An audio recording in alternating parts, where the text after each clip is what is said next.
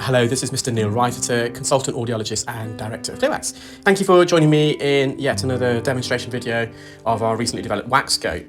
The wax scope is due to be launched in early autumn 2022, so if you are interested in learning more and purchasing the wax scope, please do email info@clearwax.co.uk. So we had a client attend with bilateral, fully occluding, really dense earwax. So it's quite a thick, dense consistency, and very early on I instilled some olive oil spray. And I'm actually suctioning this whilst the spray is in situ. When I first started using spray during the procedure, I used to let it soak and then drain and go back in. With an endoscope, sometimes that is the best method, because the lens of the endoscope can get blurred a bit. But when with the wax scope, it's like a handheld microscope as such. So it's more of an otoscopic, microscopic view. So the lens is not in the ear, therefore there's less blurriness. So it's one of the advantages actually of the wax scope. Now this patient's got quite a narrow ear canal entrance. I don't know if you saw it when I entered the ear. But you can just see how much we've widened it using the wax scope. So I'm using the 4.25mm speculum. We've got a smaller size, 3.5mm, and two larger sizes of 5mm. It's probably give it a standard size, and 5.75mm. And so we're just trying to loosen this wax off the canal wall, and it was quite a severe impaction. I think I have some still images that I'll upload at the end of the video. Now, if you continue to watch and see the view of the eardrum in both sides, it's quite a breathtaking view actually. You can see just how powerful the wax scope is in terms of providing magnification and clarity and focus. It's probably one of the best views I've had so far using the wax scope. So just put some more oil here. I'm just at the base of the ear canal. I'm just trying to lift. You can see this is dead skin. And this is the wax that I'm on now, but prior to that you can see there's a ribbon of dead skin, and that skin's there. You can see it's just to the right of the suction probe. 60% of earwax is actually dead skin, and the skin amalgamates with an oily sweat in the ear. This sweat is produced by modified alcopine glands, so the same glands that are found under your armpits, so it's an oily sweat, and also an oily lipid secretion called sebum, by the sebaceous glands, and that's similar to the sebaceous glands on our forehead. Well, in fact, they're the same, so it's the same compound. And all these three ingredients combine and amalgamate to form earwax. So we're just trying to go around the periphery of this wax plug, and you can see it's really impacted. And in a moment, I'm going to revert to an ear hook. And the ear hook does come to the rescue, actually. You can see that oil softened the surface of this wax, the lateral surface. But then once that soften has been removed, you've got another layer. So it's one of those procedures where you have to be patient. And I'm just trying to, and it's lodged, that's the other thing. You can see I'm just trying to wriggle this out. And it's coming forward slightly, but it's still trapped there. It's not going to fully release. I've got it more mobile there, so it's no longer attached to the canal walls. The skin adhesions have been removed, but it's still somewhat tricky bringing it out of the ear.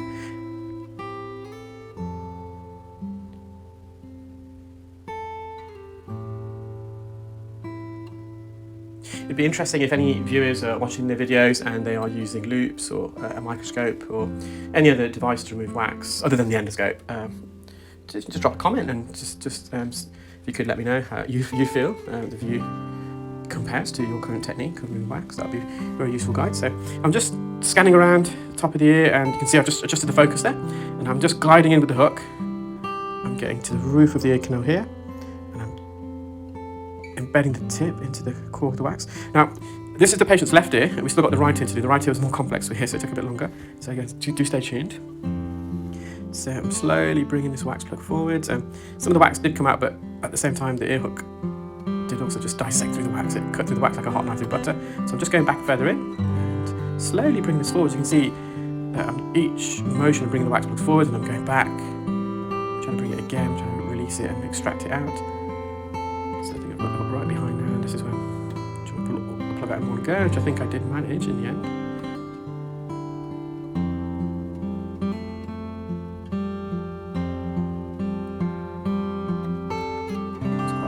There, and I think this is the second piece that got trapped at the entrance, and that's because, as I mentioned, the entrance is quite a narrow entrance.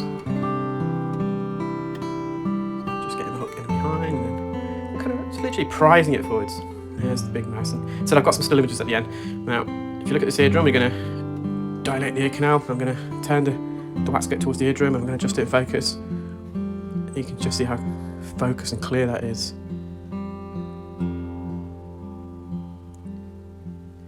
And I would have to say the view from the right ear is actually more spectacular. You can just see how focused we can really see all those capillaries and blood vessels on the handle of malleus.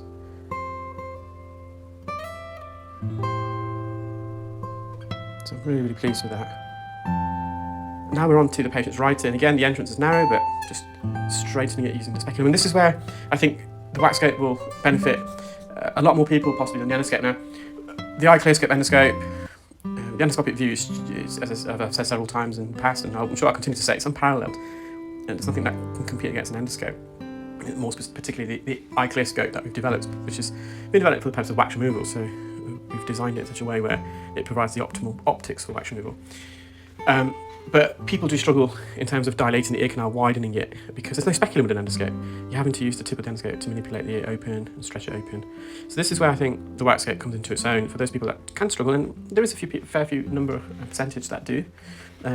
This is far, far more user-friendly. Now, of course, you lose the field of view. Unfortunately, you can't have the speculum and a field of view. However, you do gain user-friendliness, and I would say in terms of focus and magnification, I think the waxscope actually is really, probably is more superior than the endoscope in that respect. So similar to the patient's right ear, just put some drops in here. I'm just going to wriggle this, and you can see I'm beginning to mobilise it, but it's quite a tussle, this one. And again, I'm going to have to use hooks. I have the same part, say hook in a moment. So I'm just going around, going to the roof of the ear canal. This is the top right, and this is more central and back down. Just looking for a weak spot, and quite often with wax plugs, if you remove it inferiorly and you wriggle up, because they can get trapped in the inferior recess. If you kind of manipulate the wax plug up and away, if it is trapped in the inferior, so you won't be able to see, because that's more deeper in the ear, it can release itself and then come out. So I'm just going to adjust the focus there. I'm going to go in with a hook. And you can just see the view it provides with the hook. It's crystal clear. So I managed to get some out there now. The wax here is probably a bit more softer, so although it is bringing some wax out, it's also cutting through it somewhat. So because I've just sliced through it, I thought I'd go back on the suction probe to see if I can bring out some of the smaller pieces. And sometimes that's why I use an ear hook. I use an ear hook not to necessarily remove the wax in one solid piece, although we did manage that, and I think I'm going to, in the end, inevitably remove it using the hook. But sometimes you use the hook just to chisel through hard wax or slice up softer wax, and you're going back on the suction. So you're using the tools in combination, and that's key. So with that first ear, the left ear, I don't think I'll be able to remove that with suction alone. If I did, it would be quite a long procedure. So that's where the hook did assist.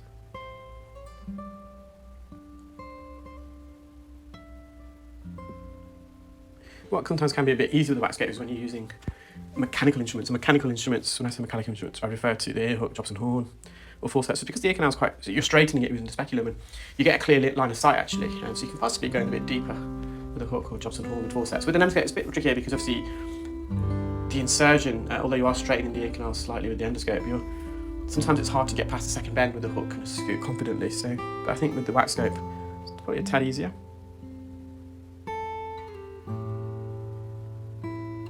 Okay, I'm just going to stretch the ear open. So just going back in the hook, I'm going to go to the back part of the ear canal and get in behind and separate. You can see I'm separating it from the back part of the ear canal there. And as I am, I'm coming back out of the hook.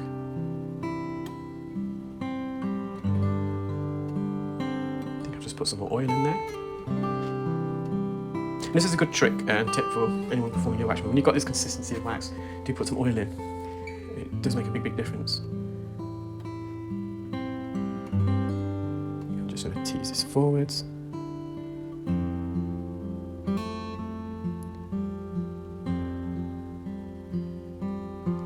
So we're just near the entrance now, and as I said, the patient's entrance is a bit narrow. It's narrower than the width, the diameter of the wax plate, so I'm just stretching the ear open again. Back in. I'm going to get a good suction grip. You're going to be careful you don't come away too quickly with the suction probe. If you come away too quickly, you'll lose the grip, and then the wax won't come all out as well. But I think I managed to get a big plug in the end. So again, stretch the ear open. And to the back part of the ear canal, the roof, into the plug.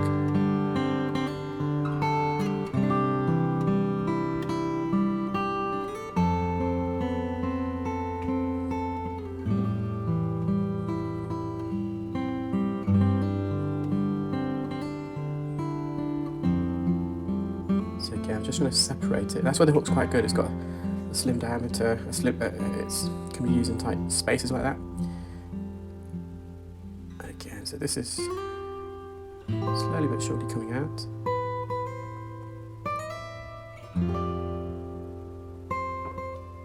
So we're near the entrance now, so the wax are coming out in pieces. But I think I do manage to get the majority plug out in a solid mass. And this patient's, the right ear in particular, is a lot more bendier than their left ear. As I'm trying to, with this wax, I'm trying to navigate around the bend. So as I'm getting a suction grip, I'm bringing it away from the eardrum, but also you've got to curl it to your right here, so it gets around that second bend. And then I'm just telling myself, don't lose the suction grip, because I've got a good grip. You can see this plug is enveloped in dead skin. And do wait for the view of this eardrum in particular. I thought the left one was great, but it was just stunning how clear and vivid. I think that's what my clinic manager, that's the phrase that she used today. She saw the eardrum on the video, it's just so vivid. So there we are, just stretching the ear open. We're going to adjust the focus. It's just breathtaking view, that is.